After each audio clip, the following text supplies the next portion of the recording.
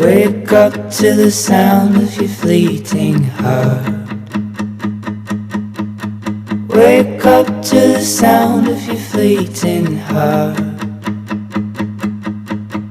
When you go, what you leave is a work of art on my chest, on my heart.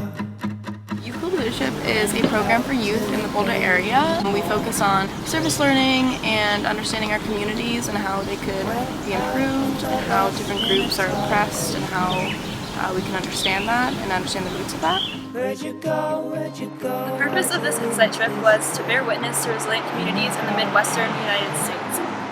The first part of the trip was in Albany Park, Chicago, where we talked about gentrification and immigration policies, along with systematic oppression and racism rooted in capitalism. And for the second part of the trip, we drove to Detroit, Michigan, where we met community leaders who were focused on developing a strong sense of community empowerment in a place left absent of a once booming economy.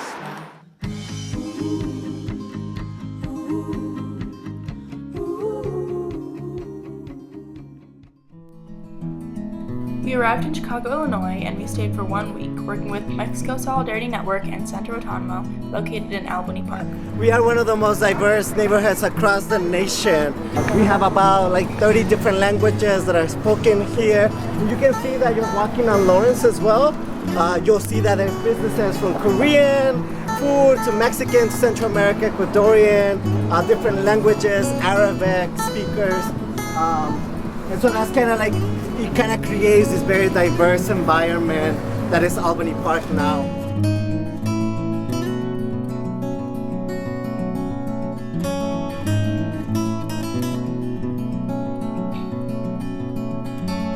We were working with MSN. We learned a lot about the gentrification that's happening in Albany Park and the exploitation of undocumented workers, and both of those issues can be traced back and are caused by capitalism, and so that was just a big realization for me that I had never even thought about.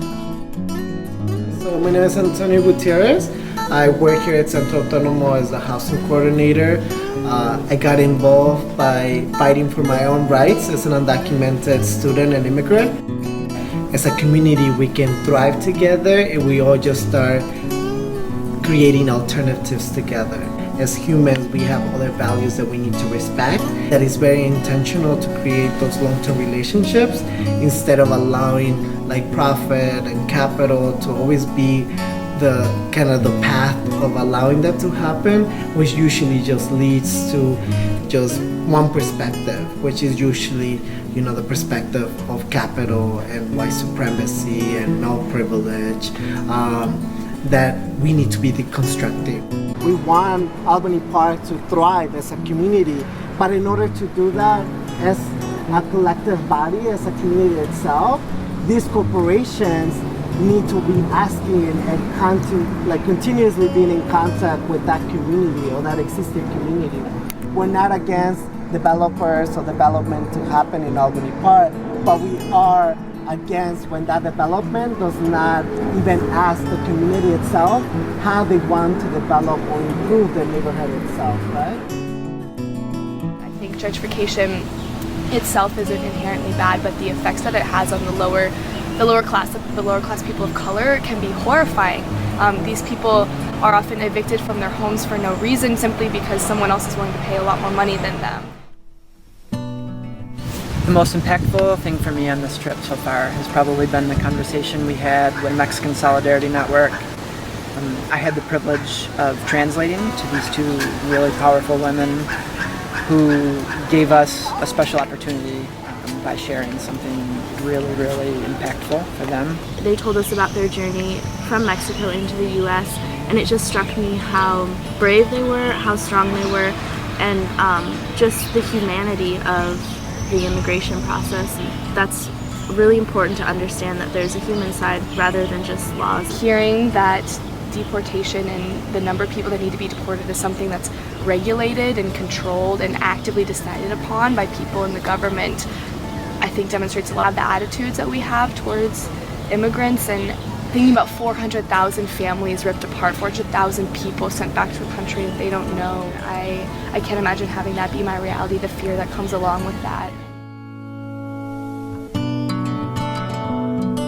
We left Chicago and went on our way to Detroit, Michigan, where we stayed at the Hush House with Papa Charles and Mama Sandra.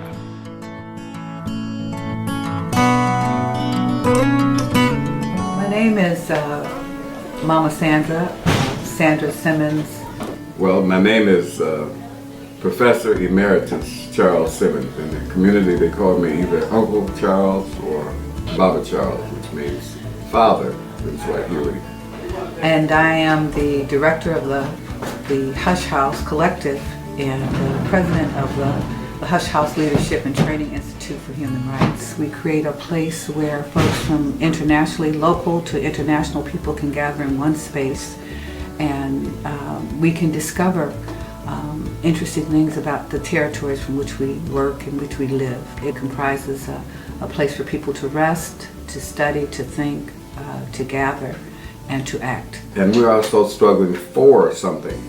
We're struggling for a society that is egalitarian, where people have cooperative type of economic systems and believe in peace as a norm and solving problems, whether it's locally or globally, by peace and diplomacy and love. And so those are our guiding principles here at the Hush House. During our time in Detroit, we discussed human and social values versus societal and capitalistic norms. We also talked about how to deal with issues on a local level versus a systematic one. So we see ourselves in this period, and why Detroit is so important, because it's an 87% black city, is that as urban gardening, as new work becomes a reality, as new schools become a reality, as new art projects become a reality, small businesses, we have the chance to resolve this contradiction that was at the founding of the nation, called racism and capitalism on the one hand versus human and social values on the other.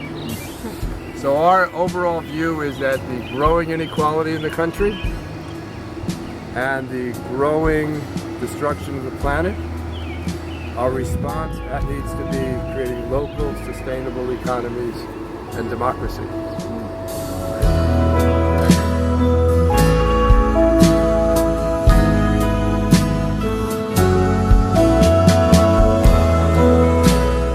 While meeting with community members in Detroit, we had lots of discussions about questioning the societal and systematic ways that we value and use education. This includes questioning where education comes from, who writes the textbooks that we're reading, and why it is important that we're learning the things that we do in school. Education is a journey, not a destination. It is a holistic experience that is never ending. It is integrated in every aspect of our daily lives and society.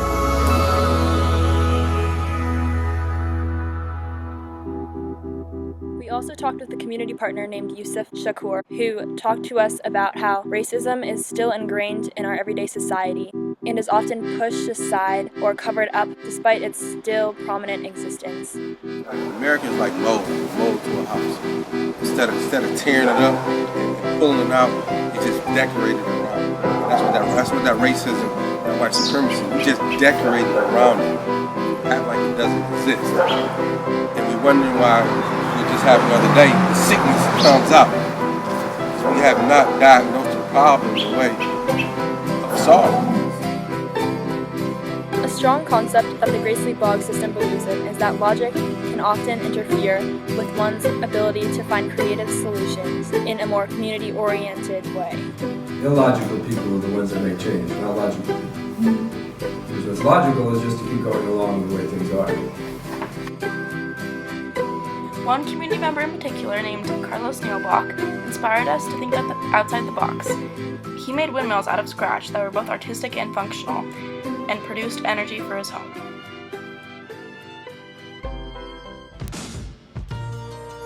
We also witnessed a group called Feed 'em Freedom finding alternative solutions to a lack of healthy food in the area by starting their own community gardens and allowing locals to grow food for themselves. My name is Aliyah Muhammad. I came here as a youth during the mentor program, and it kind of gave me something to do, something to keep me busy, and also gave me a place to learn new things and learn new skills that I could pretty much take to other urban farms and stuff like that. But we created a new program specifically for the youth where they're going to come and they're going to learn about urban farming for like 5 weeks, and they're going to have a whole bunch of activities, a whole bunch of workshops that they can do on dancing and how art impacts the community and how it impacts people's lives. Another issue we witnessed in Detroit was a lack of basic resources. Many families would have their water shut off because they didn't have enough money to pay their water bills. A water shutoff can result in things as severe as an eviction or having a child taken away from you due to lack of sanitation. I got beautiful volunteers out here today. Well, yesterday, I had a visit from a guy driving a Homrick collection truck. And I said, hey, put that shovel back. What are you doing? You're not turning any water off here today. And so he looks at my bill real good and he said, it's the $7.07 is the reason I'm here. And I said, so really, there's water that's been running for 2 years up the street, just running into the street's all flooded, it's muddy all down there. He said, well, that's not why I'm here. I said, well, you're not going to turn my water off while that water is running freely in the street. And he got in his truck and he left. They were ready to come and turn my water off for $7.07. And the burden falls on the people who suffer in the long run. And I'm just thinking of the inconvenience and unsanitary conditions that having no water causes. And that's rampant across this city. Something needs to change. No more shutoffs. That's all I have to say. We focus on issues of basically having water. There have been, over the past few years, over 30,000 people in Detroit and in our county have had no water because they didn't have the money to pay for water. So their water was cut off. Many people have their utilities shut off. And when that happens, the city government can come and take your children because you're considered an unfit parent. Not only people, the animals, plants, the ocean, the air, the soil, everything is just open game for total rip-off. And so that's the reality of society we're facing. But that is not taught in any type of school, except by a handful of educators who have a great deal of conscience and are willing to make the sacrifice to get thrown out or even killed in some such situation.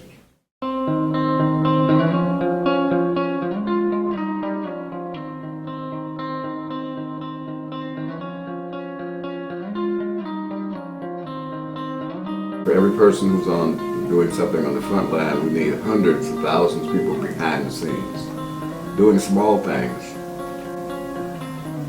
And you have to be, very creative with how you do it, because most of us will be working for the empire. You'll find some ways to do something new and different for the 21st century. But the conditions, the fundamental thinking of injustice are still strong. We have the people skills and power to do anything that we need to do. And as a collective, we can build and we can make humanity better together. So go ahead and do what you can do wherever you are. Doesn't matter where you live, because every person has a responsibility once you become aware of the realities that you're living in. You have a responsibility to make some type of change. On this trip, we bore witness to countless acts of injustice. Despite the seemingly hopeless circumstances derived from the system we live in, we as youth are now more informed to make change in our communities and within ourselves.